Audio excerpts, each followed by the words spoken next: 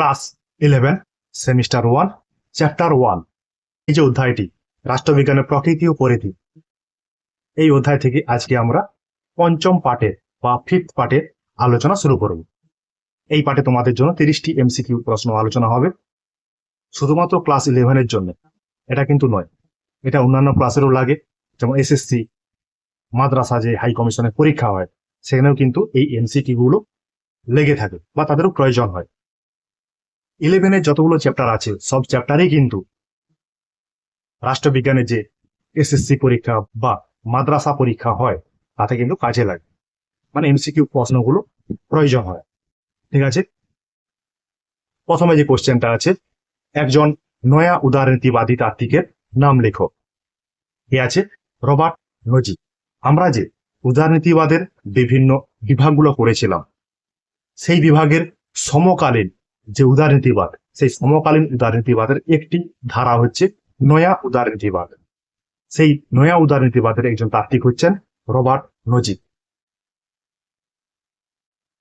Chicago গোষ্ঠীর অন্তর্ভুক্ত আচরণবাদী রাষ্ট্রবিজ্ঞানী কে? David Truman. আচরণবাদ গড়ে উঠেছিল 1920 সাল নাগাদ। এই সময় আচরণবাদকে সমৃদ্ধ করেছিল শিকাগো গোষ্ঠীর আচরণবাদী রাষ্ট্রবিজ্ঞানীরা। তাদের মধ্যে শুধুমাত্র এখানে ডেভিড স্টোনের নাম আছে, আরো কিন্তু রাষ্ট্রবিজ্ঞানীগণ রয়েছেন। তারা হলেন ভি.ও. কি, সাইমন, অ্যালমন্ড প্রমুখ রাষ্ট্রবিজ্ঞানীগণ, মানে আচরণবাদী রাষ্ট্রবিজ্ঞানীগণ। 1948 খ্রিস্টাব্দে সমাজবিজ্ঞান গবেষণা পর্ষদের সভাপতি পদে কে নির্বাচিত হন? প্যান্ডেলটন হ্যারিং নামক একজন ব্যক্তি।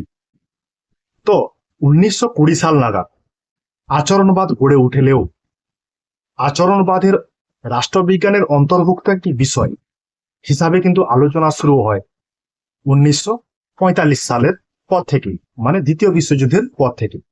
এই সময় আচরণবাদকে রাষ্ট্রবিজ্ঞানের অন্তর্ভুক্ত করার জন্য, মানে রাষ্ট্রবিজ্ঞানের অন্তর্ভুক্ত বিষয় হিসাবে আচরণবাদকে পড়াশোনা করার জন্য যে গবেষণা পর্ষদ, মানে সমাজবিজ্ঞান গবেষণা পর্ষদ গড়ে উঠেছিল 1948 সালে, তার সভাপতি ছিলেন প্যান্ডেলটন হ্যারিং। আচরণবাদের প্রতিক্রিয়া হিসাবে উদ্ভূত তত্ত্ব কোনটি? উত্তর আচরণবাদ। তাহলে বিষয়টা আরেকবার আলোচনা করা যাক। 1920 সালে আচরণবাদ গড়ে ওঠে। আচরণবাদকে রাষ্ট্রবিজ্ঞানের অন্তর্ভুক্ত বিষয় হিসাবে আলোচনা করা হয় 1948 সাল নাগাদ। কিন্তু আচরণবাদ বৈষয়িক কিছু সমস্যাকে সঠিকভাবে আলোচনা করতে পারেনি। বিশ্বের এই সমস্যাগুলোকে সঠিকভাবে আলোচনা করতে না পারার জন্য আচরণবাদের একটি ধারা 1970 সালে গড়ে ওঠে, মানে 1970 সাল বলতে 1970 সালের দশকে গড়ে ওঠে। সেই ধারাটার নাম হচ্ছে উত্তর আচরণবাদ, যেটা আচরণবাদের প্রতিক্রিয়া হিসাবে তৈরি করা হয়েছিল। এই দুই, মানে আচরণবাদ, উত্তরণ আচরণবাদ, দুটি ধারারই কিন্তু একজন রাষ্ট্রবিজ্ঞানী ছিলেন ডেভিড স্টোন। আরো অনেকেই ছিলেন, তবে ডেভিড স্টোন এই দুটি ধারারই রাষ্ট্রবিজ্ঞানী ছিলেন। কারা রাষ্ট্রবিজ্ঞানের মূল্যবোধের আলোচনাকে ফিরিয়ে আনতে চান? উত্তর আচরণবাদীরা। মূল্যবোধ বলতে কি? মূল্যবোধ বলতে উচিত, অনুচিত, ভালো, মন্দ, কাঙ্ক্ষিত, অনাকাঙ্ক্ষিত, এই বিষয়গুলোকে নিয়ে যখন আলোচনা করা হবে তখন তাকে বলা হবে মূল্যবোধ যুক্ত আলোচনা। কিন্তু এই আচরণবাদ মূল্যবোধকে পুরোপুরি বাদ দিয়ে দিয়েছিল, সেই জন্য বৈষয়িক যে সমস্যাগুলোকে সঠিকভাবে আলোচনা করতে পারেন। সেই জন্য তারই প্রতিক্রিয়া হিসাবে উত্তর আচরণবাদ গড়ে ওঠে এবং সেটা মূল্যবোধকে নিয়ে তার আলোচনা শুরু করে। এই জন্য এখানে কথাটা লেখা আছে, কারা রাষ্ট্রবিজ্ঞানের মূল্যবোধের আলোচনাকে ফিরিয়ে আনতে চান? উত্তর আচরণবাদীরা। মানে আচরণবাদের আগে যেসব মতবাদ ছিল, ঐতিহ্যগত মতবাদ, সেই মতবাদ কিন্তু মূল্যবোধকে নিয়ে আলোচনা করত। তারপর আচরণবাদ মূল্যবোধ নিরপেক্ষ আলোচনা শুরু করে, পুনরায় উত্তর আচরণবাদ আবার মূল্যবোধকে নিয়ে আলোচনা শুরু করে। বিংশ শতাব্দীর বিশ্ব হিসাবে পরিচিত কোন রাষ্ট্রবিজ্ঞানী? Karl Marx. আমরা যে উদারনীতিবাদের বিভিন্ন ধারা আলোচনা করেছিলাম, সেই উদারনীতিবাদের বিপরীত একটি মতবাদ কিন্তু মার্ক্সীয় মতবাদ। আবার মার্ক্সীয় মতবাদের বিপরীত মতবাদ কিন্তু উদারনীতিবাদ। তাহলে পরস্পরের বিরোধী মতবাদ। কবে আচরণবাদের উদ্ভব হয়? আমরা আচরণবাদের উদ্ভব অনেকবার আলোচনা করেছি 20 শতকে, মানে 1920 যে দশক, মানে 20 শতকের প্রথমার্ধে আচরণবাদের উদ্ভব হয়।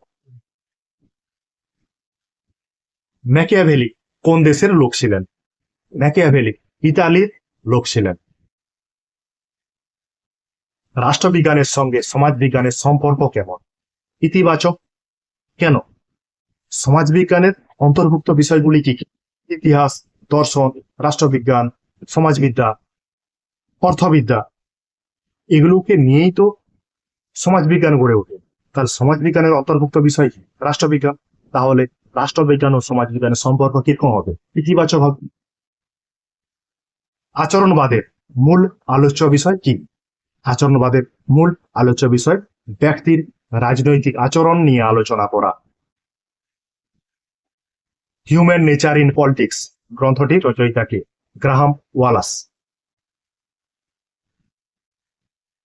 দ্য প্রসেস অব গভর্নমেন্ট গ্রন্থটির রচয়িতা কে? Arthur Bentley. এগুলো সবাই আচরণবাদী তাত্ত্বিক। A system analysis of political life গ্রন্থের লেখক বলেন কে? David Easton. The political system গ্রন্থটির রচয়িতা কে? David stone. এর সঙ্গে ডেভিড স্টোন আরো একটি বই লিখেছিলেন, এ framework for political analysis. David স্টোনের লেখা অনেক বই রয়েছে, তোমরা দেখতে পারো। জন রলসের বিখ্যাত গ্রন্থের নাম কি? A theory of justice. John রলসের লেখা। কে সীমিত রাষ্ট্র বা মিনিমাল স্টেট এর ধারণা দেন? Robert Nozick. এই রবার্ট নজিক নয়া উদারনীতিবাদী একজন তাত্ত্বিক। সনাতন উদারনীতিবাদ যখন আলোচনা শুরু হয়, তখন রাষ্ট্রের কর্মক্ষেত্রের পরিধি কি হবে সেটাকেই নির্ধারণ করেছে। পরবর্তীকালে রবার্ট নজিক, তিনিও তো উদারনীতিবাদীর একজন তাত্ত্বিক, তিনি হচ্ছেন নয়া উদারনীতিবাদীর একজন তাত্ত্বিক। তিনি রাষ্ট্রের কাজ কি হবে তা বোঝাতে গিয়েই কিন্তু এই সীমিত রাষ্ট্রের ধারণা তিনি দেন। তিনি বলেছেন রাষ্ট্রের কাজ হবে কেবল জনগণের নিরাপত্তা ও সম্পত্তির সুরক্ষা করা। রবার্ট নজিক এই যে কথাটি বলেছেন, এটা কিন্তু টোটালি সনাতন উদারনীতিবাদে যে নৈশপ্রহরী রাষ্ট্রের কথা বলা হয়েছে তারই একটি ঝলক। নৈশপ্রহরী বলতে নাইট ওয়াচম্যান। নাইট ওয়াচম্যানের কাজ কি? শুধুমাত্র বাউন্ডারিতে পাহারা দেওয়া। ঘরের ভিতরে কে কি করছে সেটা তো নাইট ওয়াচম্যানের দেখার কোনো কর্তব্য নয়। সেই রকম একটি ধারণা তৈরি করেছিল রবার্ট নজিক, যেটা যে সীমিত রাষ্ট্র, মানে রাষ্ট্র কোনো সময় ব্যক্তির জীবনে হস্তক্ষেপ করতে পারবে না। শুধুমাত্র যে ব্যক্তির নিরাপত্তা এবং ব্যক্তি যে সম্পত্তি আছে সেটাকেই রক্ষা করা রাষ্ট্রের কর্তব্য। এই ধারণাটাকে বোঝাতে গিয়ে রবার্ট নজিক সীমিত রাষ্ট্রের ধারণাটি দিয়েছিলেন। নয়া উদারনীতিবাদী রবার্ট নজিকের লিখিত একটি গ্রন্থের নাম কি? Energy, state and utopia. এই বইটিতে সীমিত রাষ্ট্রের ধারণা সম্পর্কে আলোচনা রয়েছে এবং জন রলসের লেখা যে বই এ থিওরি অফ জাস্টিস, এই বইটির সমালোচনা করা রয়েছে এই বইটাতে। বইটার নাম কি? Energy, state and utopia. এটা তোমার রবার্ট নজিকের লেখা। ম্যাডনেস অফ সিভিলাইজেশন গ্রন্থটির রচয়িতা কে? গ্রন্থটির রচয়িতা উত্তর আধুনিকতাবাদী ফুকো। আমরা যে সমকালীন উদারনীতিবাদ আলোচনা করেছিলাম বা বিভাগটা জেনেছিলাম, সেই বিভাগেরই একটি বিভাগ উত্তর আধুনিকতাবাদ। এই ম্যাডনেস অফ সিভিলাইজেশন বইটি প্রকাশিত হয়েছিল 1961 সালে। এই ফুকো তিনি দেখাতে চেয়েছেন ইউরোপের মানুষগণ 15 শতাব্দী থেকে 19 শতাব্দী পর্যন্ত কিভাবে মানসিক অসুস্থতা এবং পাগলামি কিভাবে সময়ের সঙ্গে সঙ্গে পরিবর্তন হচ্ছে, মানে ম্যাডনেস, এটা পাগল উন্মত্ততা কিভাবে পরিবর্তন হচ্ছে, সেইটা এই গ্রন্থে ফুকো দেখাতে চেয়েছেন। গ্রন্থটার নাম কি? Madness of civilisation. নারীবাদী তাত্ত্বিক ম্যারি উলস্টনক্রাফট এর বিখ্যাত গ্রন্থ কোনটি? তার বিখ্যাত গ্রন্থটির নাম হচ্ছে a vindication of the right of woman. এই মেরি উলটনক্রাফট ইনিও কিন্তু একজন উত্তর আধুনিকতাবাদী তাত্ত্বিক।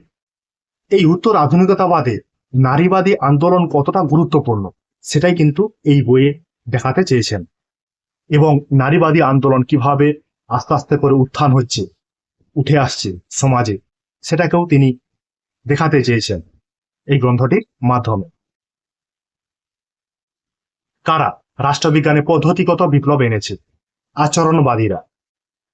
এই আচরণবাদীরা মূল্যমান নিরপেক্ষভাবে অভিজ্ঞতাবাদী ও পরিসংখ্যাকে গ্রহণ করে কিভাবে বিজ্ঞান ভিত্তিক আলোচনা করতে হয় সেটার পথ কিন্তু এই আচরণবাদীরা প্রথম দেখিয়েছিলেন।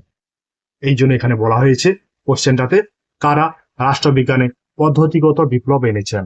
আচরণবাদীরা, মানে অভিজ্ঞতাবাদী এবং পরিসংখ্যান বিষয়টা রাষ্ট্রবিজ্ঞানের অন্তর্ভুক্ত করেছিলেন। তবে এই তত্ত্বটির একটি দুর্বলতা কি? এরা মূল্যবান নিরপেক্ষ আলোচনা করতেন সবসময়, এটাই এর সবচেয়ে বেশি বড় দুর্বলতা। দ্য সেকেন্ড সেক্স গ্রন্থটি কে রচনা করেছেন? সিমন দা বোভেয়ারা নামক একজন নারীবাদী তাত্ত্বিক।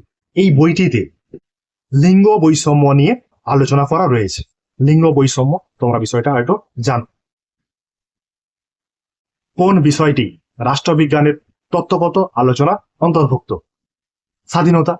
রাষ্ট্রবিজ্ঞানে শুধু স্বাধীনতাই তো আর তত্ত্বগত আলোচনার অন্তর্ভুক্ত নয়, সাম্য আছে, গণতন্ত্র আছে, উদারনীতিবাদ আছে, মার্ক্সবাদ আছে, অধিকার আছে, এগুলো সবই কিন্তু রাষ্ট্রবিজ্ঞানের তত্ত্বগত আলোচনা অন্তর্ভুক্ত বিষয়। কে আচরণবাদকে রাষ্ট্রবিজ্ঞানের একটি প্রতিবাদী আন্দোলন বলে অভিহিত করেছেন? রবার্ট ডাল। আচরণবাদ গড়ে উঠেছে তোমার হচ্ছে ঐতিহ্যবাদী বা সনাতনী যে চিন্তাধারা ছিল তার প্রতিবাদ হিসাবে। এই সনাতনী বা ঐতিহ্যবাহী যে ভাবধারা, সেটা শুধুমাত্র বর্ণনাত্মক, প্রতিষ্ঠান কেন্দ্রিক, নীতিমানবাচক এইসব বিষয়গুলোকে নিয়ে তারা আলোচনা করতে। এরই তীব্র প্রতিবাদ হিসাবে 1920-র দশকে আচরণবাদ গড়ে ওঠে। এর তাত্ত্বিক একজন হচ্ছে কে? রবার্ট ডাল। ডেভিড স্টোন আমরা তাও আলোচনা করেছিলাম। বিওকি, সাইমন, পাওয়েল, অ্যালমন্ড রাষ্ট্রবিজ্ঞানীগণ কিন্তু আচরণবাদের তাত্ত্বিক। রাজনৈতিক ঘটনাবলীর আকস্মিকতা রাষ্ট্রবিজ্ঞানের সামনে জটিলতা তৈরি করলে তাহলে কি হবে? অভিজ্ঞতামূলক গবেষণায় অসুবিধার সৃষ্টি হবে। যেটা জানি সেটা নিয়ে আলোচনা করতে করতে যদি অন্য কোনো সমস্যা এসে যায় তাহলে যা জানা ছিল তা বিশ্লেষণ করতে অসুবিধা হবে। তাই আচরণবাদের মূল্যবান নিরপেক্ষভাবে অভিজ্ঞতার মাধ্যমে আলোচনা করতে গিয়ে আচরণবাদীরা সবসময় সমস্যার সম্মুখীন হতো বা জটিল সমস্যায় পড়েছিল। সেই জন্য তার প্রতিক্রিয়া হিসাবে উত্তর আচরণবাদ গড়ে ওঠে। প্রাথমিকভাবে রাষ্ট্রবিজ্ঞান বলতে কি বোঝায়?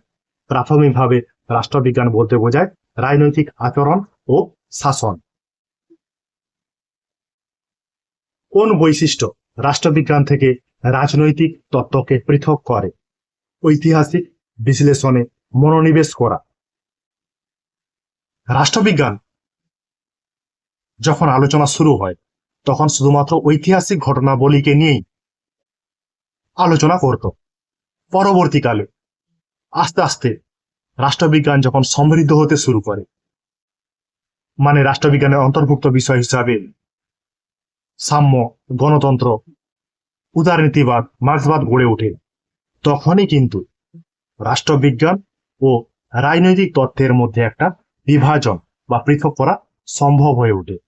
তখন থেকে রাজনৈতিক তত্ত্ব ও রাষ্ট্রবিজ্ঞানের মধ্যে পার্থক্য নির্ণয় করা সম্ভব হয় বা শুরু হয়। সামাজিক সমস্যা সমাধানে রাজনৈতিক বিজ্ঞানীরা কোন ভূমিকা পালন করে? অভিজ্ঞতামূলক প্রমাণ প্রদান করার দায়িত্ব পালন করে। কিভাবে আচরণবাদ থেকে উত্তর আচরণবাদ পদ্ধতিকে পৃথক করা হয়? উত্তর আচরণবাদ এবং আচরণবাদের মধ্যে পৃথক করা হয়ে থাকে শুধুমাত্র প্রাসঙ্গিক এবং প্রক্রিয়ার দ্বারা। ডেভিড স্টোন আচরণবাদ যখন আলোচনা করেন, সেই আচরণবাদের 8টি বৈশিষ্ট্যের কথা বলেছিলেন। তেমনি তিনি যখন আবার উত্তর আচরণবাদের আলোচনা করেন, সেখানে 2টি বৈশিষ্ট্যের কথা আলোচনা করেছিলেন। সেটি কি কি? এই প্রাসঙ্গিকতা এবং ক্রিয়া, যেটা তোমার আচরণবাদ এবং উত্তর আচরণবাদের মধ্যে পৃথকীকরণ করতে সহায়তা করে। এই দেখো কোশ্চেনটা আবার দেওয়া রয়েছে। কার্ল মার্কসের মতে রাজনীতির ভিত্তি হলো উৎপাদন পদ্ধতি। এই উৎপাদন পদ্ধতিটা কি? মানুষের জীবন ধারণ করার জন্য কিছু প্রয়োজনীয় দ্রব্যের উৎপাদন ও বিনিময়কে উৎপাদন পদ্ধতি বলা হয়। সেই উৎপাদন পদ্ধতিকে আবার দুভাগে ভাগ করা হয়েছে, মানে উৎপাদন শক্তি, উৎপাদন সম্পর্ক। উৎপাদন শক্তি এবং উৎপাদন সম্পর্ককে একত্রে উৎপাদন পদ্ধতি বলা হয়। উৎপাদন শক্তিটা কি? উৎপাদন শক্তিটা হচ্ছে শ্রমিকের শ্রম শক্তি এবং তার সঙ্গে কিছু আনুষঙ্গিক যন্ত্রপাতি। অন্যদিকে উৎপাদন সম্পর্ক বলতে শ্রেণীতে বা মানুষে যে পারস্পরিক সম্পর্ক, সেটাকে বলা হবে উৎপাদন সম্পর্ক। এই উৎপাদন সম্পর্ক এবং উৎপাদন শক্তি দুইয়ের মিলিত রূপ উৎপাদন পদ্ধতি, যেটা কার্ল মার্কসের রাজনীতির মূল ভিত্তি। এটাকে কেন্দ্র করেই রাজনীতি হয়। এর অনেক বিষয় আছে, এখান থেকে তোমার উদ্বৃত্ত মূল্য তত্ত্ব আছে, শ্রেণী সংগ্রাম আছে, বিপ্লব আছে, এগুলো সবাই কার্ল মার্কসের তত্ত্ব। মার্ক্সবাদী দৃষ্টিভঙ্গি অনুসারে রাষ্ট্রকে কিভাবে বর্ণনা করা হয়? শোষণ ও নিপীড়নের হাতিয়ার হিসাবে বর্ণনা করা হয়েছে। সমাজে যে উচ্চবিত্ত, পুঁজিপতি, সংখ্যালঘিষ্ঠ শ্রেণী রয়েছে, তারা তাদের নিজেদের অস্তিত্ব রক্ষা করার জন্য এই রাষ্ট্র নামক যন্ত্রটিকে ব্যবহার করে। এই যন্ত্রের দ্বারা সমাজে যে সংখ্যা গরিষ্ঠ শ্রমিক শ্রেণী, কৃষক শ্রেণী, দাস, কৃতদাস রয়েছে, তাদের উপর শোষণ এবং নিপীড়ন চালায়। সেই শোষণ এবং নিপীড়নের হাতিয়ারটা কি? রাষ্ট্র। রাষ্ট্রের মধ্যে যে তোমার আইন আছে, আদালত আছে, বিচার বিভাগ আছে, এরা সবসময় রাষ্ট্রের যে উচ্চবিত্ত সংখ্যা লঘিষ্ঠ শ্রেণী আছে, তাদের হয়েই কাজ করে। ঠিক আছে, দেখবে, পড়বে। এটা তোমাদের রাষ্ট্রবিজ্ঞানের প্রকৃতি ও পরিধি, সেই অধ্যায় থেকে তোমাদের জন্য 5 নম্বর যে পাঠ, সেই 5 নম্বর পাঠের আলোচনা হলো। এখানে তোমাদের 30টি এমসিকিউ কোশ্চেন আলোচনা করা হয়েছে, দেখবে। ঠিক আছে, তোমাদের জন্য আমার এই কিঞ্চিত প্রয়াস।